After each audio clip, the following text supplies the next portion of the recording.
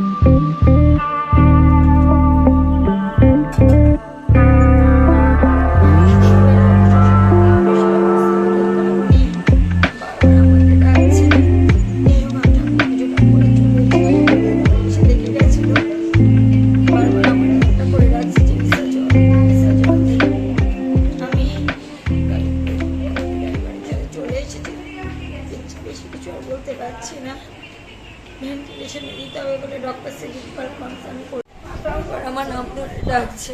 একটু ওয়েট করতে বলে, প্রসিডিওর চলছে যেহেতু, সেই জন্য আমি ওয়েট করে আছি। আমাকে যেতে বলছে, যাবো, তোমরা একটু করো যাতে উনি সুস্থ হয়ে যায়। কিছু বলতে পারো না, ভেন্টিলেশনে দিতে হচ্ছে, বেশি কিছু করতে পারলাম না। যা কথা বলে পরে বলবো, আমি আর পাচ্ছি। আমি হসপিটালে বসে আছি, বাবার বাড়াইছে, আমাকে বলেছে কিছুক্ষণ ওয়েট করতে, পরে বাবা কাছে নিয়ে যাবে। আমি তোমাদের কাছে তোমার তো শেয়ার করছি, তোমরা যাতে জানতে পারো সেই জন্য। আমি স্যার কিছু না, প্লিজ তোমরা একটু প্রে করো বাবা সুস্থ হয়েছে। হ্যাঁ, হসপিটালে বসে আছি, কথা বলছে না। আমি ভেতরে গেলাম, ডাকলাম, এর আগে আমার নাম ধরে ডেকেছে, এখন কোনো কথা বলছে না। তোমরাও সুস্থ হয়ে বাড়ি ফিরে আসে। যতই ঝগড়া করে রাগ করে যাই হোক, ইনি আর আমার শাশুড়ি মেয়েরাই তোমাকে নিয়ে এসেছিল তোমাদের কাছে দেখতে। তোমাদের দাদাভাই মাকে সামলাচ্ছে, আমি একাই চলে এসেছি গাড়িতে করে। প্লিজ তোমরা একটু ঠাকুরকে প্রে করো যাতে তুমি সুস্থ হয়ে বাড়ি আসে। আমাদের কি জানাবো বল। বাবা চলে গেছে আমাদের ছেড়ে, 2:30 বাবা চলে গেছে। জানি না আমরা কিভাবে এটা ওভারকাম করবো, জানি না, কিন্তু বাবা চলে গেছে। তোমার নাম্বারটা পাচ্ছিলাম না, আমার মোবাইলটা ভেঙে গেছে। আমার চলে গেছে। হ্যাঁ, এই হোয়াটসঅ্যাপে পাওয়ার পরে আমি দেখে চলে গেল, আমার ছেড়ে দিয়ে চলে গেল, আমার ছেড়ে দিয়ে চলে গেল। আমাকে ডেকেছিল জল ফেলে এত যুদ্ধ, এত লড়াই করেছি, আমার ফেলে রেখে চলে গেল।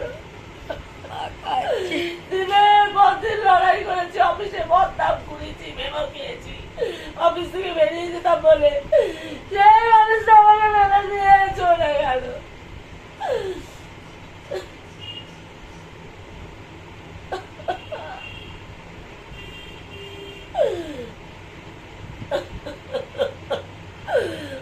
চলে যেতাম বলে মেমো খেয়েছি, সবাই আমার পিছনে লেগেছে, তুমি দাঁড়াতে সবাই ওরা আমাকে কত দিয়েছে অফিসে মেমো। বন্ধুরা, বাবা মানে আমার শ্বশুরমশাই চলে গেলেন, এইমাত্র পরে নিয়ে গেল। আমি যেতে চেয়েছিলাম শ্মশানে, যেহেতু আমি বৌমা তো আমি যেতে পারবো না, আমি আর মা রয়েছি বাড়ি। তোমাদের দাদাভাই গেছে, আর কিছু বলার নেই। তোমরা সবাই কামনা করো যেন ওনার আত্মার শান্তি হোক, এটুকুই বলবো, আর কিছু বলার নেই।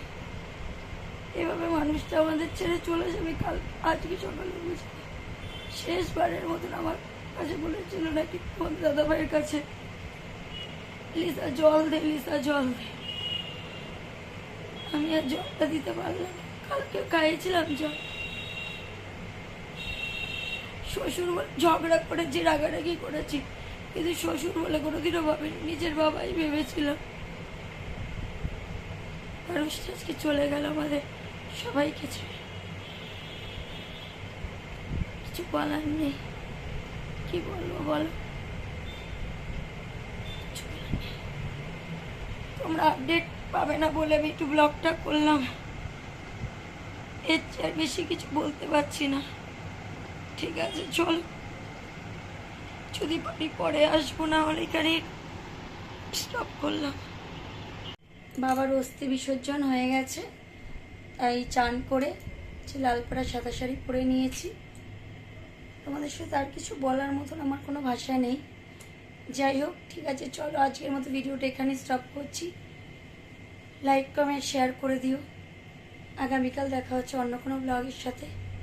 এর বেশি বেশি কিছু বলতে পারবো না, কারণ এইখানে ভালো লাগার কোনো ভিডিও না, করা উচিতও ছিল না, কিন্তু তবু না করলে নয়, সেই জন্য করে দিলাম। ঠিক আছে, চলো রাখছি। তোমার দাদাভাই এখন ফেরেনি, দাদাভাই ধরা নিয়ে নিয়েছে, মা শাড়ি পরতে চলে গেছে। চলো রাখলাম।